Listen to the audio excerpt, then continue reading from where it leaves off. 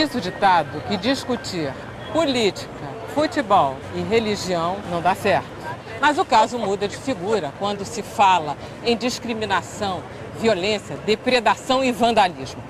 O dia 21 de janeiro é o Dia Nacional de Combate à Intolerância Religiosa. Nessa data, a mãe de santo baiana Gildásia dos Santos viu sua foto no jornal de um grupo religioso com a legenda "Ladra, macumbeira, charlatã". Ela teve um infarto e morreu. O Caminhos da reportagem desta semana vai falar sobre intolerância religiosa no Brasil.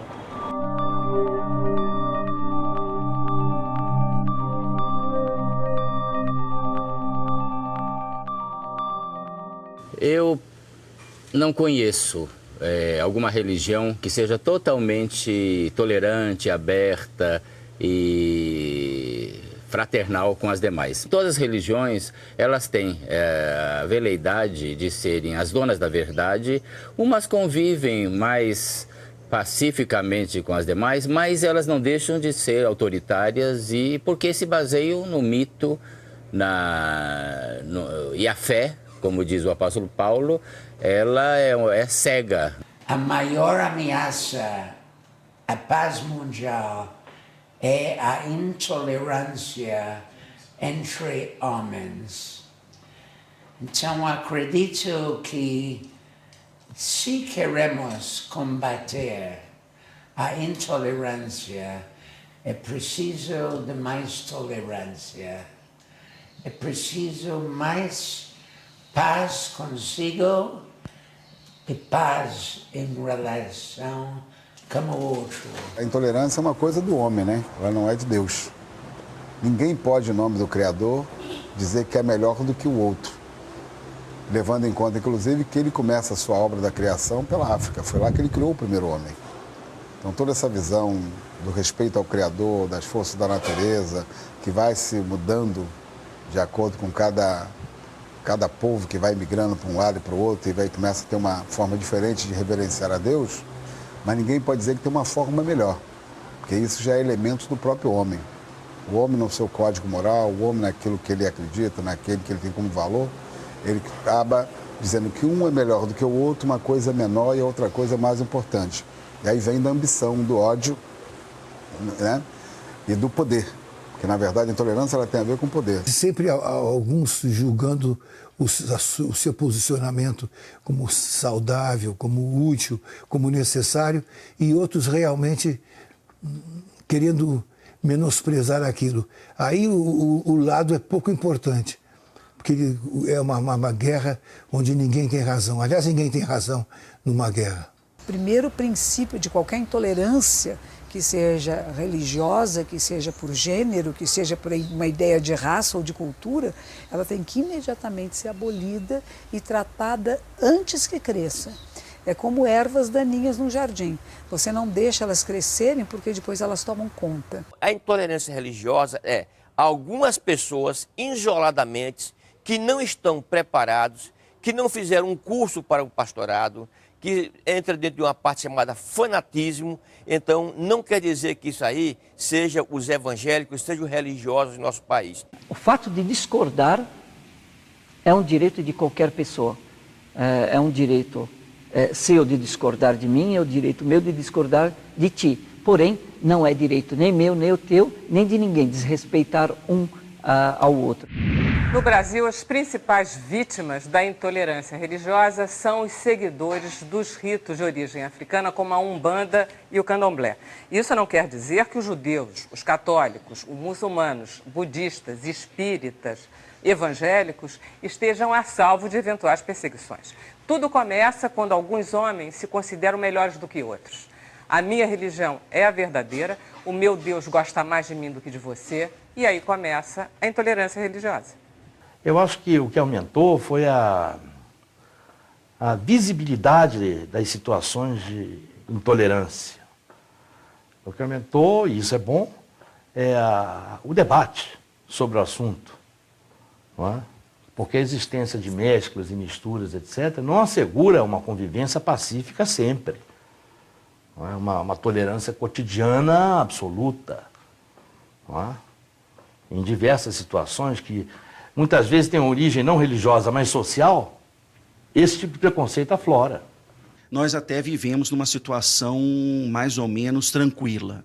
Porém, nós não estamos completamente cobertos, não é? Para que isso não aconteça aqui no Brasil. Não é? Então, nós temos que tomar esse cuidado, essa cautela, para que as religiões possam compartilhar, possam ser harmônicas, possam viver em paz, para que a gente não possa ser impregnado, não é, por esse clima de intolerância que se apresenta em muitos países. A gente vem um crescente desses números, mais de 500% a cada ano de aumento das denúncias. No ano de 2011, nós tínhamos 15 casos, quando começou isso, que a gente registrou assim, praticamente os 2 últimos meses do ano. Para você ter uma ideia, no ano de 2012 já pulou para 109 casos registrados no Disque 100. Em 2013, 228 casos. E até o momento nós temos 154 casos em 2014. O Rio de Janeiro, segundo pesquisas recentes, é o 2º estado mais intolerante do Brasil. No município de Duque de Caxias, no Rio de Janeiro, este terreiro de candomblé já foi atacado 8 vezes. O vandalismo começou com a destruição de símbolos religiosos e foi se agravando. No último ataque, o local foi incendiado. Foi por volta de 1h30 da manhã, eu estava em casa, dormindo, só estávamos eu e meu filho, quando o vizinho começou a me gritar, Dona Conceição, seu barracão está pegando fogo. Quando eu saí na porta, eu já vi as labaredas de lá de baixo. Eu falei, não, agora não tem mais nada, destruiu tudo. Agora não vai sobrar mais nada. Em Salvador, uma pedra sagrada para as religiões de matriz africana tem sido constantemente atacada. A Pedra de Xangô, como é conhecida, era cultuada também pelos indígenas e, nos tempos coloniais, ficava na área de um quilombo. A gente tem constantemente observado pichações. Recentemente, houve aqui o despejo de cerca de 200 quilos de sal.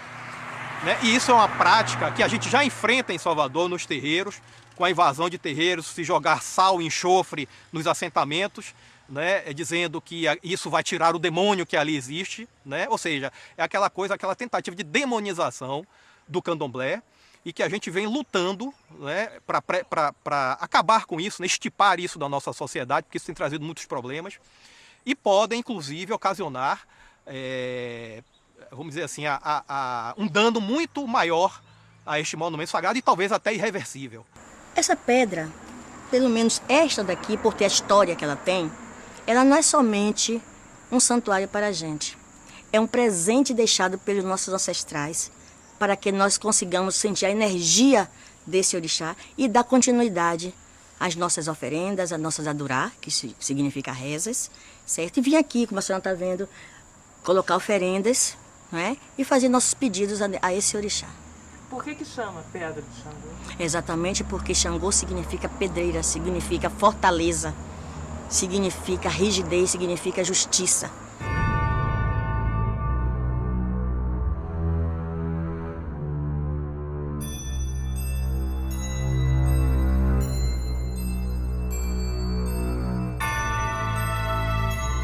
A intolerância religiosa não atinge apenas as religiões de origem africana. No sul de Minas, capelas e igrejas católicas têm sido alvo de vandalismo. Os ataques começaram em março e até agora 7 delas foram incendiadas. Como as igrejinhas ficam em áreas rurais, a ação dos bandidos foi facilitada. Em todas as depredações, o grupo deixou a mesma marca, uma cruz de sal grosso. São grupos, mas infelizmente às vezes colocados por lideranças religiosas, sim, institucionalizadas, né? E isso é um perigo, né? Porque nenhuma religião séria deveria pregar o ódio, né? Pregar que o outro não vale nada, não é? Pregar a não dignidade do outro, né? Isso não é religião séria. Então nós temos, infelizmente, casos tanto de grupos, claro, isolados que nós temos, mas também não podemos deixar de ver que há, sim, uma institucionalização da intolerância. Se uma pessoa chegar aqui e dizer assim, pastor, eu sou do candomblé, seja muito bem-vindo, Deus abençoe e sente aqui. Então, se ele está aqui na minha igreja, ele vai ouvir a palavra de Deus. Eu não vou agredir a ele, Eu vou falar da palavra de Deus. Eu não vou falar contra os guias deles, eu não vou falar que a religião dele não presta, que a religião dele é errada. O país, ele é laico. Então isso tem que ser completamente respeitado. Então, quando você vê um caso de uma igreja evangélica, ela lutou contra uma pessoa que era do candomblé, que era da macumba, seja o que aqui seja, ele está completamente errado. Uma questão também que tem sido recorrente, está se registrando com certa frequência, é a utilização de meios de comunicação, como TVs e rádios, para promoção e ataque a diferentes religiões, diferentes segmentos religiosos. É um ato de intolerância, é um ato de violência, né? Porque você tá promovendo, você está fazendo proselitismo ali da sua religião, usando um veículo público e impondo, né, ao mesmo tempo, que o outro faça adesão a esse processo, né? Há que se ter uma política mais séria de concessão dessas emissoras e desses canais de TV. Há que se ter uma postura mais séria com relação a isso, porque é 24 horas um canal de TV nos endemonizando. 24 horas nos endemonizando, apontando para nós toda a sorte de maldade, toda a sorte de preconceito, toda sorte de malvadeza. Apontam direto para nós.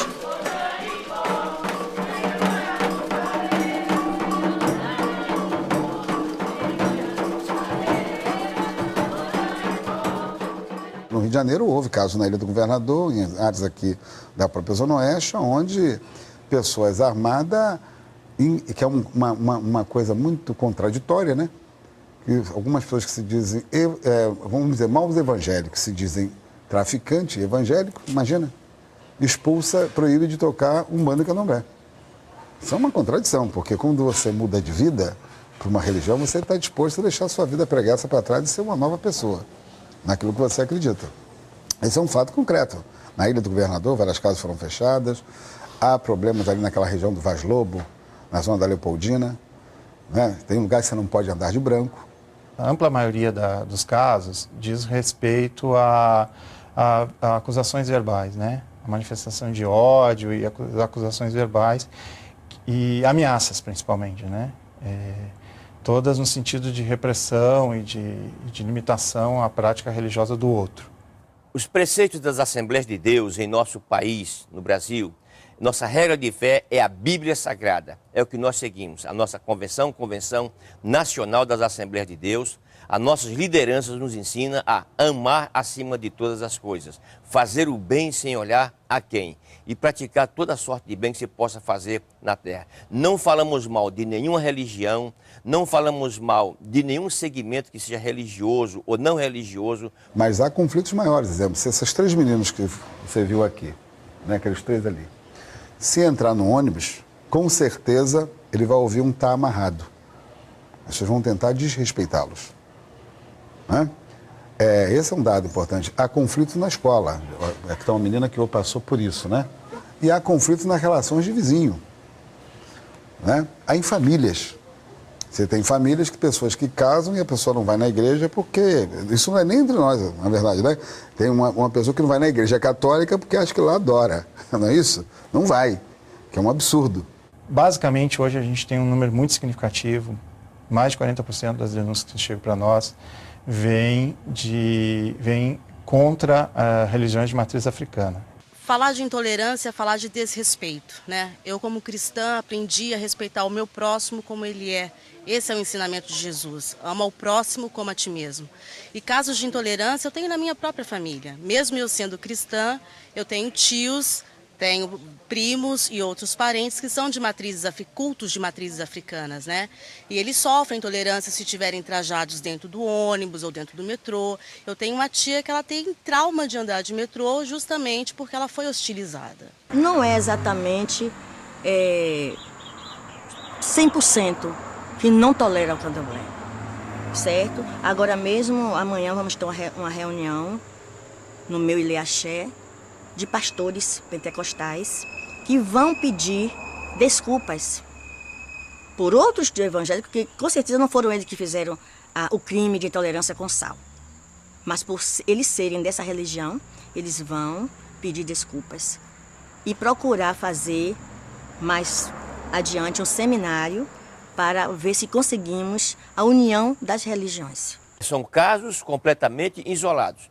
Volto a repetir, os pastores em nosso país, o Brasil, são pastores, seja a Convenção Batista, as Assembleias de Deus, metodistas, congregacionais. Então são pessoas, todas as denominações procuram preparar seus pastores. São pessoas isoladas que simplesmente abrem um trabalho, não têm simplesmente nenhum preparo teológico, então começa a fazer certos tipos de bobagem. O Brasil todo repudiou quando o pastor chutou a santa.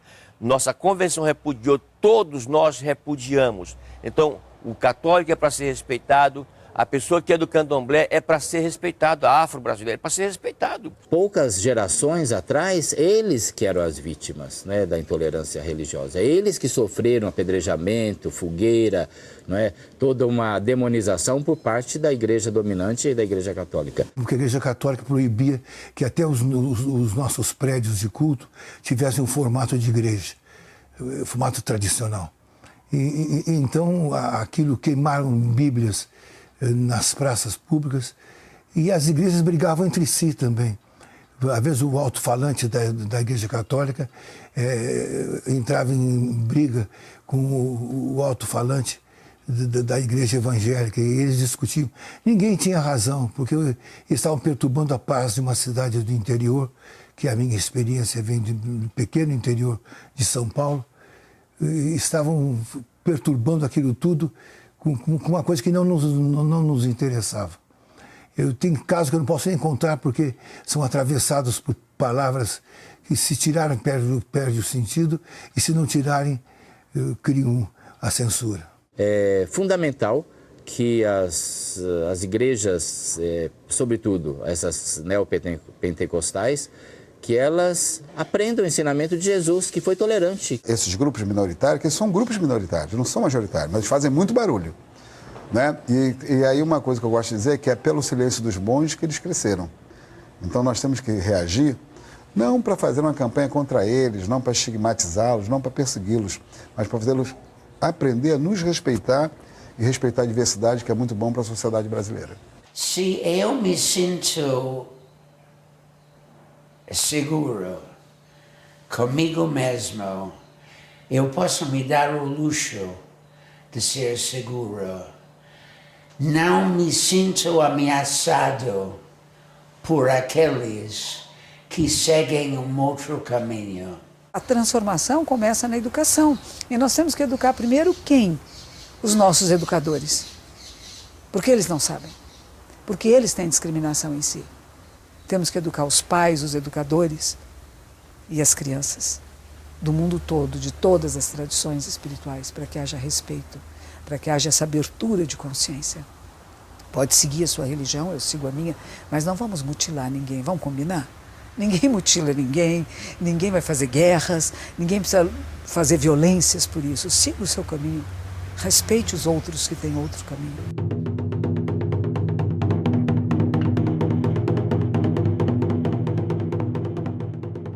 É maravilhoso que mantenhamos culturas e espécies diferentes de comunicação com o sagrado e essa procura da essência da vida que cada um de nós tem, inclusive aqueles que não seguem nenhuma tradição espiritual. Que bom que seja assim. E cabe a nós respeitar.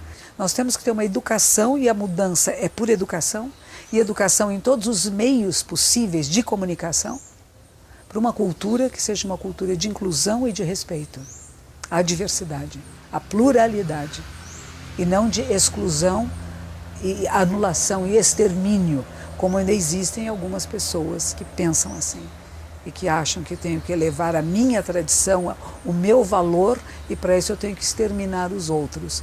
Isso não existe. Isso é um passado da humanidade, é uma maneira antiga que nós não precisamos mais dela. Nós não precisamos mais dessa violência. Nós podemos conviver em harmonia. A seguir, a chegada de religiões de diferentes matrizes no Brasil e a história do sincretismo religioso.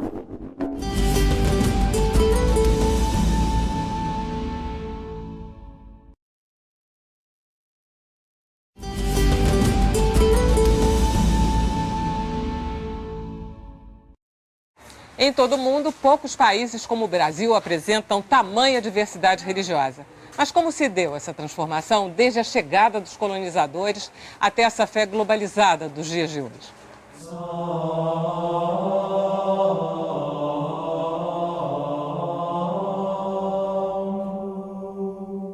O catolicismo chegou ao Brasil antes do Brasil ser país, quando ele era a colônia de Portugal, a principal delas, né, no mundo atlântico. Já ali chega o catolicismo. Já ali se reza a primeira missa, né? E nessa altura o catolicismo já era a única religião aceita em Portugal. Portugal, durante algum tempo, ao longo da Idade Média, por exemplo, admitia minorias religiosas, como os muçulmanos, os judeus, mas a partir de 1497, especificamente, foi executado um decreto do rei proibindo outras religiões que não o catolicismo. E o rei era o Dom Manuel, o mesmo rei que reinava quando o Brasil foi achado pelos portugueses em 1500, né? Eles vinham para cá sob o pretexto de converter esses selvagens pagãos à verdadeira religião, libertá-los da escravidão do demônio, e essa era a justificativa, inclusive, da escravidão, né, do tráfico negreiro, ou da conquista dos índios, que era uma caridade que o reino de Portugal, com seus padres, com seus militares, faziam em libertar, resgatar, era o termo usado, os nativos das garras do demônio. O sincretismo, que é a mescla entre crenças e rituais de diversas religiões, ele começa logo no século XVI, logo no século XVI. Um exemplo muito bom disso é o início da catequese da população indígena no litoral, a partir de meados do século XVI, quando os jesuítas, que foram os protagonistas pelo lado português dessa evangelização, se utilizaram de vários aspectos das crenças tupinambás para conseguir exatamente doutrinar os índios, né? Nomeando os elementos do catolicismo através de vocábulos da língua tupi-guarani, que era conhecida na época como língua geral, não é? E isso, claro, que favoreceu imensamente as misturas, né? Como, por exemplo, a denominação de Deus como Tupã, ou Tupanaçu, grande Deus, sendo Açu sufixo de grandeza na língua dos tupinambás, né? O Brasil sempre foi uma grande geleia geral de crenças. Eu gostaria mais de falar em crenças do que em religião. Empregavam-se instrumentos religiosos e festas religiosas para atrair os índios para dentro da igreja. Então, eu diria que essa forma de fazer conversar tradições religiosas, digamos, de uma linhagem com o catolicismo, sempre estiveram presentes.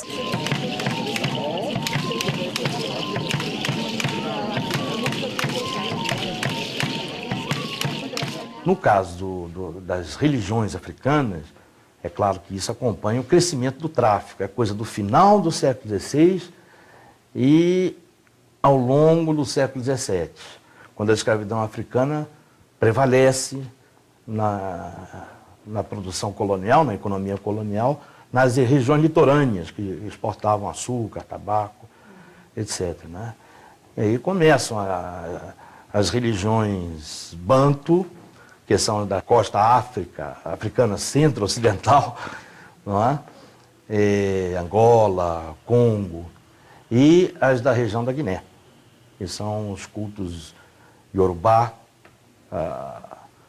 que são esses que têm esse panteão de orixás muito importante no candomblé, sim, simplificando muito essa definição. E vão se misturando com o catolicismo em vários graus.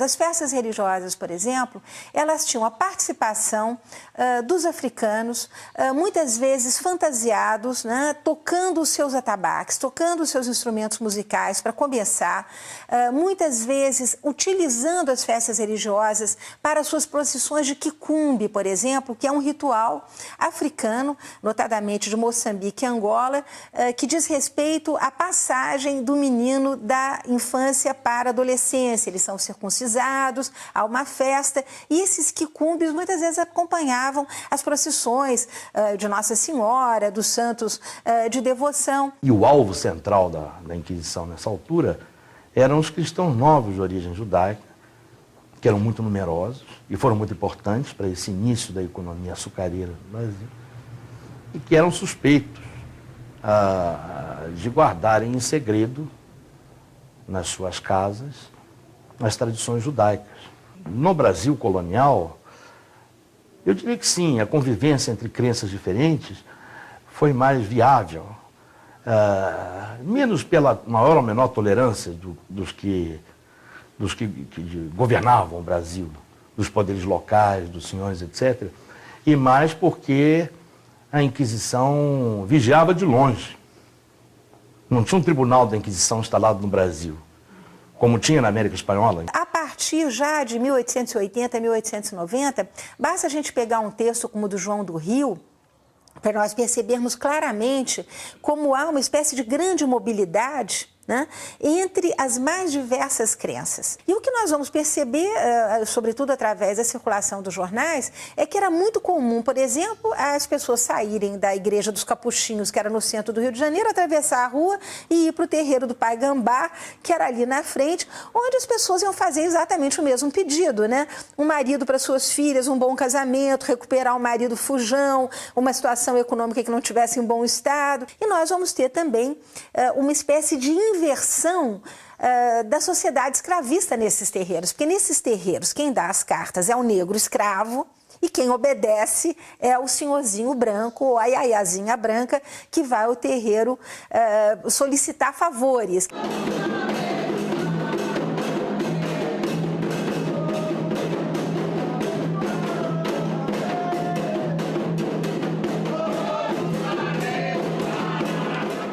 Com a chegada da República, os negros passam a ser vistos como um problema para uma sociedade que quer se modernizar e renega seu passado colonial escravista.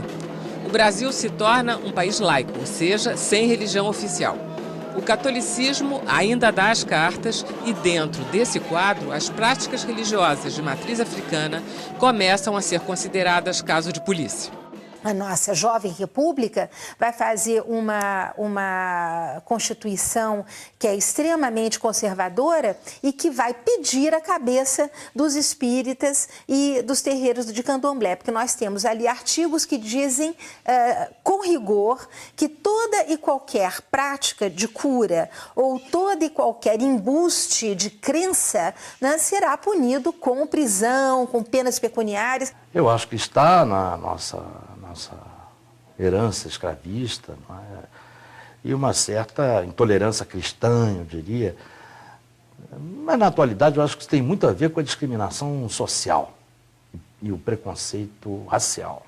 Eu acho que a intolerância religiosa é apenas sinônimo de outras formas de intolerância, quer dizer, é não suportar a diferença, né? E nós, no Brasil, temos essa grande dificuldade de não suportarmos a diferença, não só com relação à religião, mas com relação à cor, com relação a... Eu digo que o machismo é uma forma de intolerância, né? Eu acho que um dos fatores para o crescimento da intolerância religiosa é exatamente o desconhecer o outro, né? Acho que um dos fatos, assim, das ações que eu acho que ela promove esse respeito à diversidade religiosa é quando você passa a conhecer e a compreender o ponto de vista do outro em relação à sua concepção, à sua convicção religiosa. Outros credos começam a chegar ao Brasil, trazidos por imigrantes, sobretudo depois das duas guerras mundiais do século XX. É nesse momento que a diversidade religiosa no país se consolida. Aqui no Brasil é muito fácil. O Brasil é um país que foi colonizado por tantas culturas diferentes e várias religiões diferentes. Houve um primeiro momento de uma rejeição de tudo que não fosse cristianismo católico, pela influência dos jesuítas e da própria Igreja Católica na formação do país. Tanto que os primeiros monges budistas que vieram para cá entravam como agricultores, porque era proibida a entrada de religiosos que não fossem cristãos. E hoje em dia, depois da Segunda Guerra Mundial, houve uma mudança muito grande, quer dizer, recente, depois de 1950, que os templos budistas foram estabelecidos. Todas as imigrações que vieram para o Brasil, do mundo árabe, da Ásia, da África, da Europa, na verdade, nós notamos que todos foram bem recebidos, foram bem colhidos aqui no Brasil e todos vivem em paz. Nós não enfrentamos nenhuma dificuldade, não temos obstáculos para divulgar a nossa religião, para entrar em contato com as pessoas, para praticar nossa própria obrigações diárias. Então, o homem, a mulher e a família muçulmana vivem numa liberdade total. O modelo de Estado laico que o Brasil adotou é um modelo diferente de outros lugares. O Estado brasileiro já começa a sua Constituição evocando a Deus na sua afirmação enquanto carta magna do país, né? Então, a Constituição ela afirma que é obrigação do Estado, é dever do Estado, zelar por esse direito religioso, né? A atual Constituição garante a liberdade religiosa. Uma lei de 1997 decreta que qualquer discriminação ou preconceito contra as religiões é crime. É uma lei que está em prática, é uma lei que ela tipifica, ela classifica, né, a forma de identificação de uma situação de violação e de intolerância religiosa, né? Então, ela é utilizada, sim, os delegados de polícia utilizam, referendo esse instrumento como um instrumento para definir o crime, né? Agora, é importante que, assim, inclusive é importante que as pessoas tenham conhecimento dessa lei, dos pontos dela, exatamente para buscar fazer essa comprovação. O que a gente também, em muitos casos, a gente identifica é que há uma certa dificuldade de fazer a caracterização da violência. Essa garantia política, institucional, é da maior importância, porque permite inibir e, às vezes, até criminalizar atitudes de intolerância. Se torna uma política de Estado, não de governo, uma política de Estado, cercear atitudes de intolerância, não é? Racial ou religiosa, se tornam liberdades fundamentais. Então tem uma importância muito grande, realmente. No próximo bloco, histórias de tolerância e boa convivência entre os muitos credos que existem no país.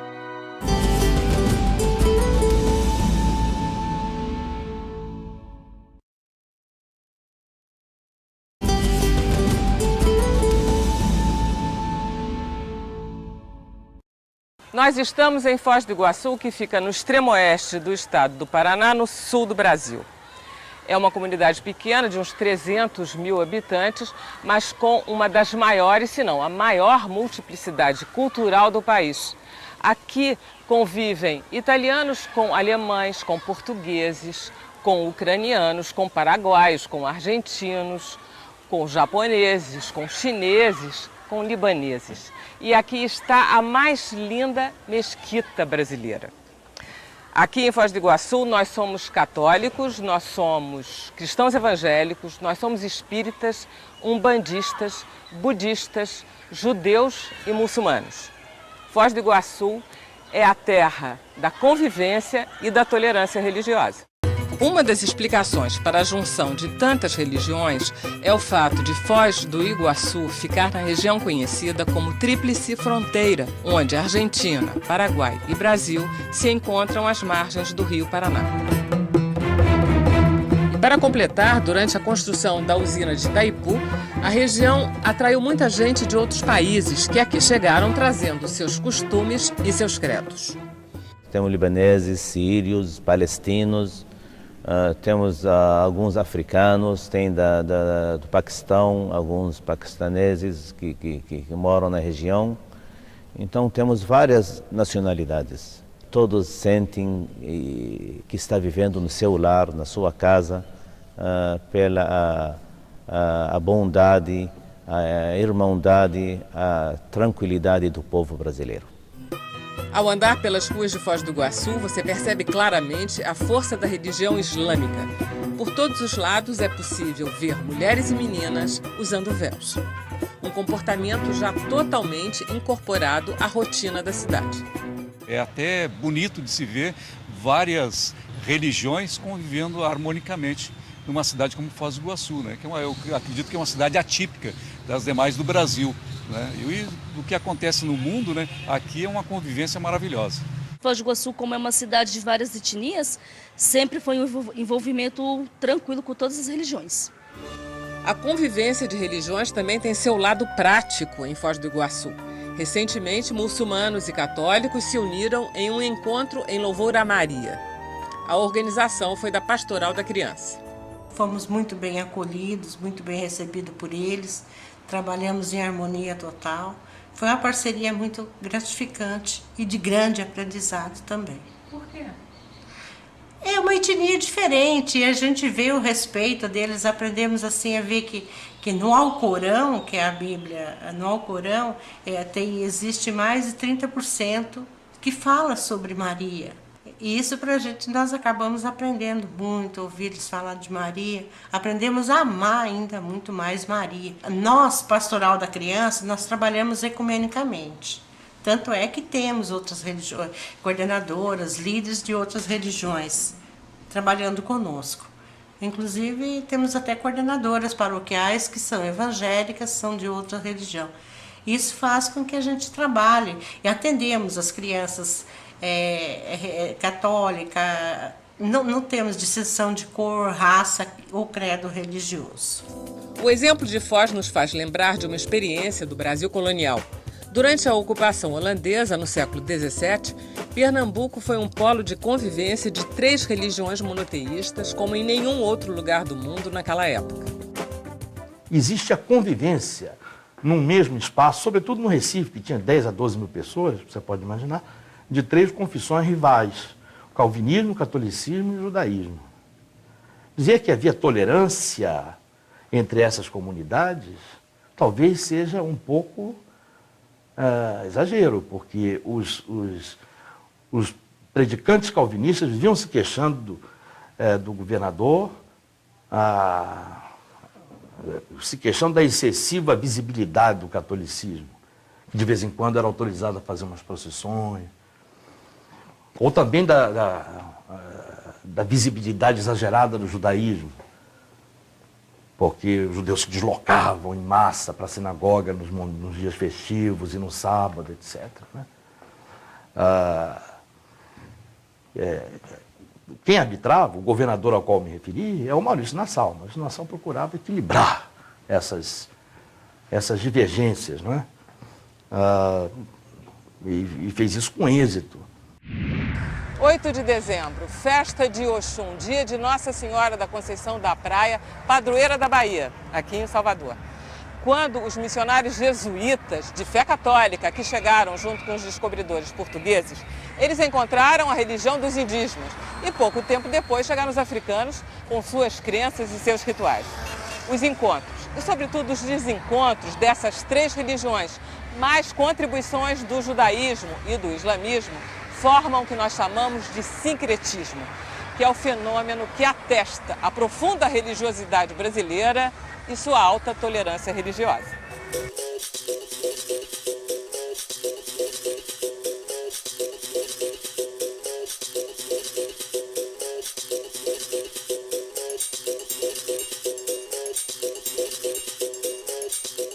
E não há mesmo no Brasil um local mais apropriado para exemplificar o sincretismo do que Salvador, na Bahia.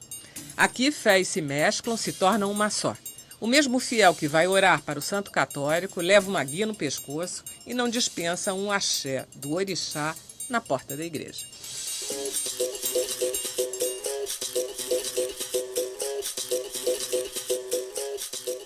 Uma vez um historiador francês me disse isso com muita clareza. Vocês têm uma tradição nessa matéria que nós europeus não temos.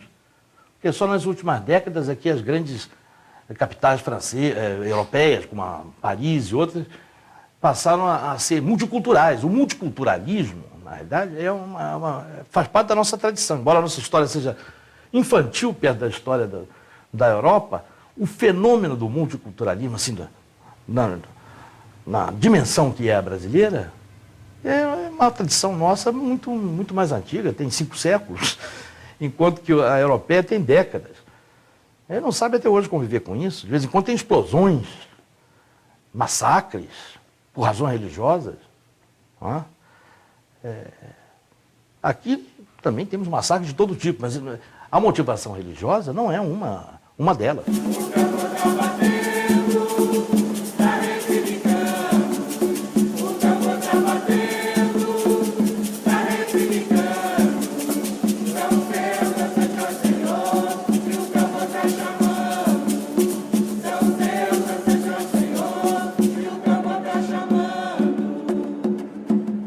Em muitos pontos do país é possível ver na prática a união de católicos e seguidores de religiões de matriz africana. Nesta igreja de Porto Alegre, o pessoal do candomblé é acolhido de forma plena. A celebração reúne padre, pais e mães de santo. Grupos de ambas as religiões participam até mesmo da lavagem da escadaria da igreja, seguindo a tradição da Igreja do Bonfim, na Bahia. Na igreja de São José, em São João do Meriti, no estado do Rio, uma experiência similar. Os cantos são embalados pelo som de atabaques e o ofertório é diferente de uma cerimônia católica tradicional.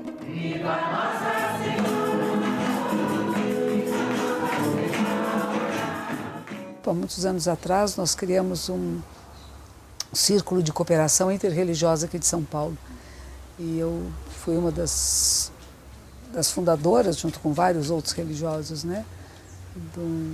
Uma associação internacional chamada Iniciativa das Religiões Unidas. E a ideia é como que nós, pessoas de todas as religiões, podemos nos unir em trabalhos e propósitos comuns de criar uma cultura de paz, de justiça e cura da terra. Então, os 3 princípios que nos unem é isto: criar uma cultura de paz, de justiça e cura da terra. E o nosso grupo tem pessoas de todas as tradições espirituais.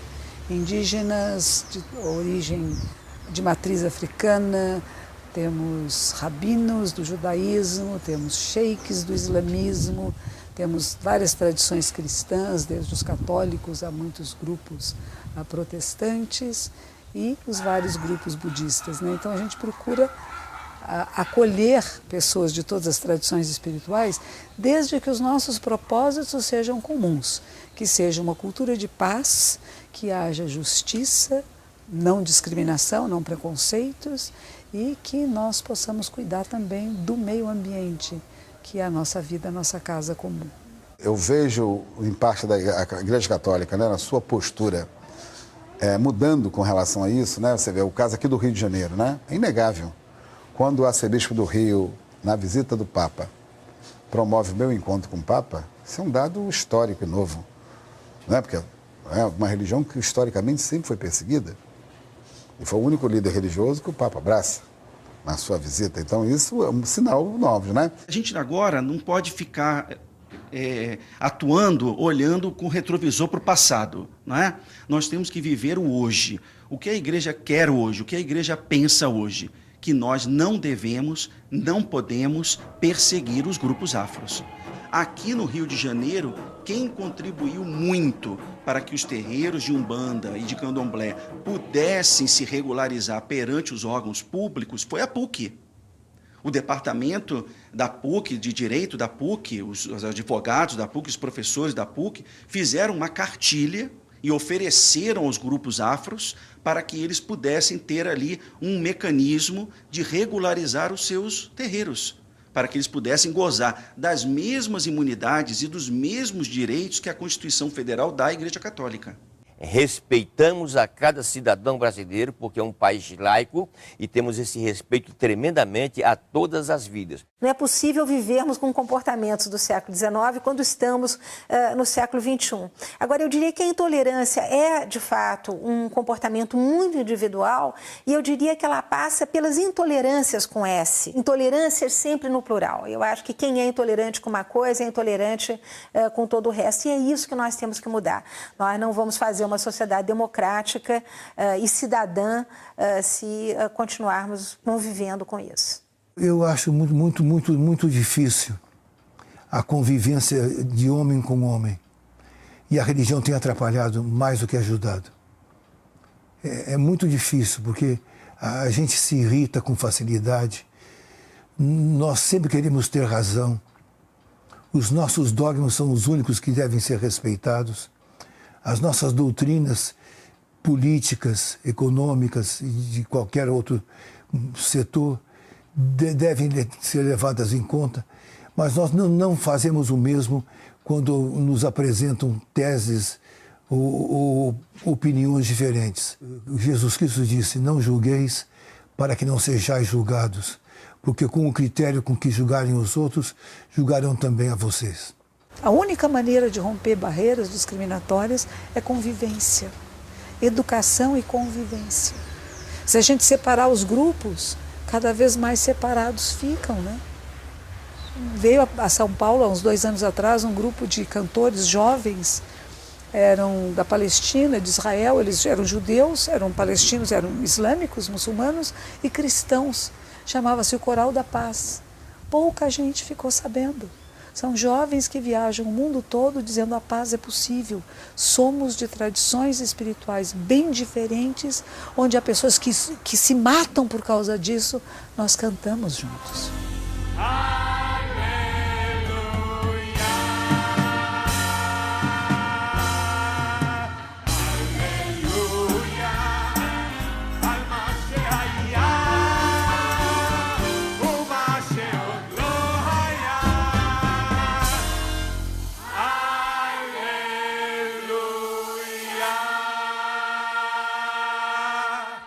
Não é completamente fiel uma pessoa até que ela goste para o seu próximo o que gosta para si mesmo.